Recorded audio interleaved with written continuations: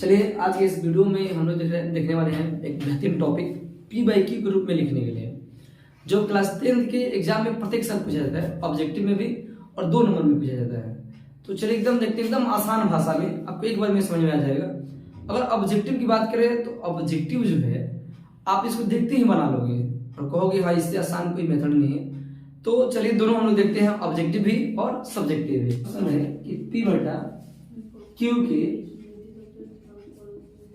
रूप में लिखें, है ना।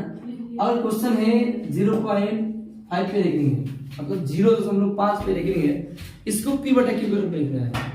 तो अगर ऑब्जेक्टिव में क्वेश्चन पूछा जाता है तो आप एकदम आसान बनाओगे, जैसे 5 पे रेखनी है तो 5 लिखोगे, बटा एक संख्या पे रेखनी है तो 1 9 लिखोगे, ये आंसर होगा, है ना आसान। तो अब है क्या, जिस संख्या पे रेखनी आता है तो जितनी संख्या पे रेखनी रहेगा उतना 9 लिखेंगे हम लोग, ठीक है।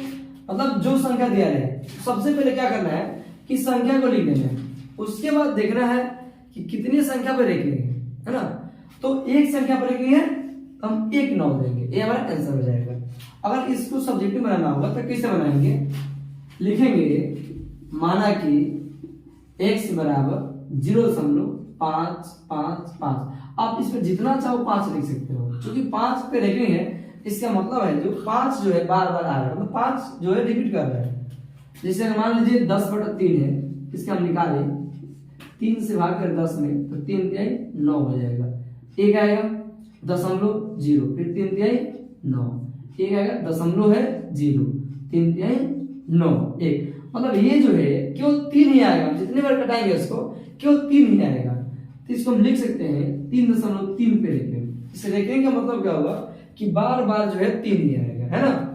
तो यहाँ पे 5 पे रेखनी है तो इसको 5 5 लिख सकते हैं, ये हमारा हो जाएगा समीकरण 1।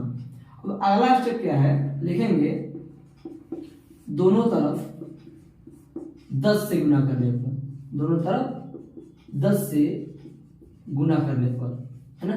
अगर एक संख्या पर रेखनी हो तो 10 से गुना करेंगे, 2 संख्या पर रेखनी हो तो 100 से गुना करेंगे। अब आता है क्वेश्चन कि अगर एक संख्या पर रेखनी हो और एक पर नहीं हो तब क्या करेंगे। तो सबसे पहले उस कंडीशन में हम 10 से गुना करेंगे और फिर पुनः 100 से गुना करेंगे, है ना। तो अभी जो है एक संख्या पर रेखनी है तो इसके लिए हम क्या करेंगे, 10 से गुना करेंगे। अब 10 से x में गुना करेंगे, 10x हो जाएगा बराबर। अब इसमें 10 से गुना करेंगे तो जितना 0 होता है दशमलव उतने अंक पीछे हट जाता है। जैसे 1 0 है, 0.1 अंक पीछे आएगा तो हो जाएगा 5.555, समीकरण हो जाएगा 2, है ना। अब आप गुना करके देख सकते हो, 0.55 में 10 से गुना कीजिएगा 0 0 0 0 आएगा, 5 5 5 0 आएगा, 0 5 5 5 0, है ना। 1 2 3 के बाद दशमलव है, 1 2 3 के बाद दशमलव यहाँ पे आएंगे, मतलब पहले 0 हट जाएगा, आएगा ना जी। तो ये होगा हमारा।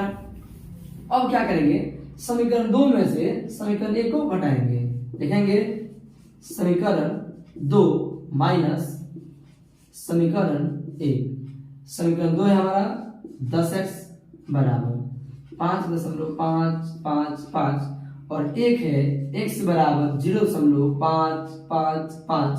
अब क्या होता है, जब भी हम बहुपद का घटाव करते हैं तो बहुपद में चिन्ह बदल जाता है ना। a प्लस है तो माइनस होगा, a प्लस है माइनस होगा। अब 10x में से 1x घटा लेंगे 9x आएगा, 5 में से 0 घटाएंगे 5 आएगा, ये तो सेम है हट जाएगा। तो या x बराबर 5, 9 गुना में है, इधर आएगा बटा में, यही हमारा आंसर हो जाएगा जो हम पहले निकाल चुके थे, है ना। तो ये हुआ। अगर 2 नंबर पूछा तो ऐसे बनाओगे, ऑब्जेक्टिव पूछ रहे हैं तो इस तरह से बनाओगे। अब अगर जो है क्वेश्चन दे दे कि 0.25 पे रेखनी हो तो इसके लिए क्या करेंगे, तो ऑब्जेक्टिव के लिए कुछ नहीं करना है, 25 है तो 25 लिखिए और 2 संख्या पर रेखनी है 2 9 लिख दीजिए, ये हमारा आंसर हो जाएगा, ठीक है। तो चलिए अब हम इसको आगे देखते हैं बना करके, फिर हम लोग बारी बारी से सारे क्वेश्चन देखेंगे, है ना। अगर मान लीजिए दिया है 0.25 इस पे रेखनी दिया है, 2 पे नहीं दिया है, तो क्या करना है, कुछ नहीं करना है, पहले जो 25 दिया है आप 25 लिखिए, है ना, माइनस 2 पे जिस संख्या पे रेखनी नहीं रहता ना उसको घटा देते हैं। तो 2 पे रेखनी नहीं है 2 को घटाएंगे बटा 5 पे रेखिंग है, बताया ना, जिस संख्या पे रेखिंग है उसके लिए 9 और जिस संख्या में नहीं है उसके लिए 0। तो यहाँ पे जो है 5 पे रेखिंग है इसके लिए 9 देंगे और 2 पे नहीं है तो इसके लिए 0 देंगे। 25 में से 2 घटाएंगे 23 बटा 90 हो जाएगा। चलिए और इसके स्क्रीनशॉट ले लीजिए, फिर हम लोग आगे देखते हैं अगला क्वेश्चन, है ना। अगर क्वेश्चन दिया हो 0.235 अगर सब पे रेखिंग दिया हो तो इसका क्या होगा। तो जितना दिया है पहले लिखिए। अब देखिए कितने संख्या पे रेखिंग है, तो तीनों पे रेखिंग है तो हम 3 को 9 देंगे, यही हमारा आंसर हो जाएगा।